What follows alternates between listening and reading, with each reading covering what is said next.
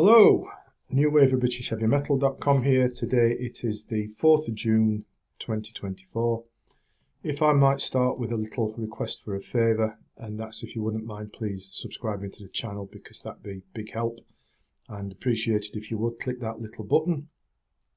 Today it's Cloven Hoof and Heathen Cross.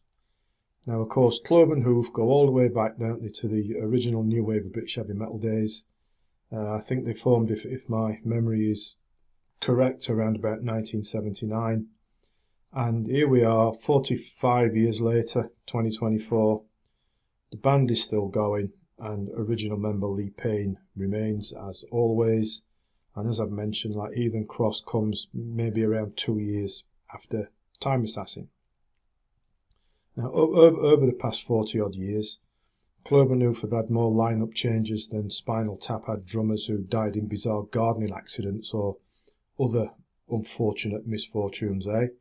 Now, more changes in line-up here between Time Assassin and Heathen Cross, perhaps the most notable one being the arrival of Harry Conklin on vocals, right?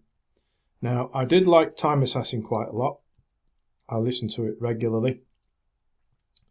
And so when I heard about Heathen Cross coming out, I did look forward to it with some anticipation, hoping that it would at least match Time Assassin. Now, after a good few listens to Heathen Cross, I don't think it does match up to Time Assassin. Just my opinion, of course. Heathen Cross has its moments, but to me it sounds sometimes like the band is trying a little bit too hard. It seems a little bit forced. And yes, it's nicely heavy, but then again it comes over rather generic, I think. In a similar way that I thought to the current Judas Priest album of Invincible Shield. You know, it's not bad, but it's not great. It's a bit like Heard It All Before. Well, so that's just me. As for the songs, you know, the first few, like such as Redeemer, Do What Thou Wilt, Last Man Standing, for example, sound very much alike to me, and a bit cutty cooker rather. But it's not until late on that things pick up a bit, where I think that the more robust stuff comes in, with songs such as Curse of the Gypsy, Sabbath Stones, which is my favourite, and the Summoning. That trio of songs, I think Cloven Hoof step it up quite nicely, and venture off into territory which is, to my ears at least, reminiscent of, say, Dio era Black Sabbath, like say Heaven and Hell, or Dio Soli stuff, you know, a la Holy Diver, for example. So it's just my opinion. The musicianship's fine, there's nothing wrong with that. The production is nice and clear, the sound is big.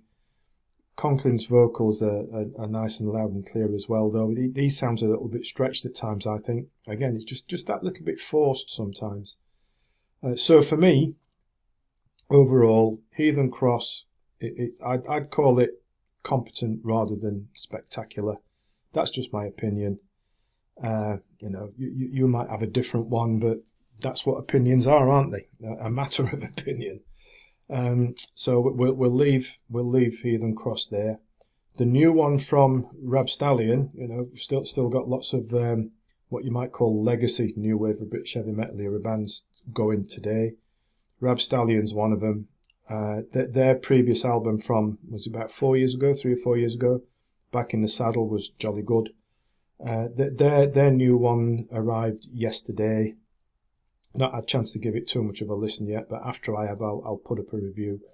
So there we are, Cloven Hoof, Heathen Cross, Rabstallion to follow. Please do subscribe to the channel before you go, because that would be a big help.